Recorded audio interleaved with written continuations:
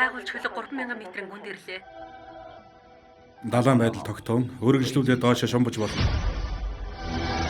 Сайн бариарай. Хараалт. Хөлөг доор ямар нэг юм байна.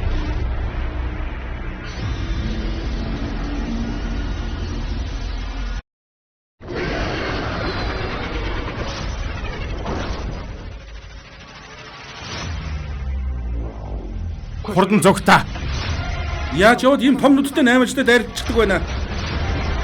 Тэр бол мангас. Бид нэр бүгд үгсэн. Заавал тэрнийг зогсоох ёстой. Наашаа хүрээ тэр хонгор.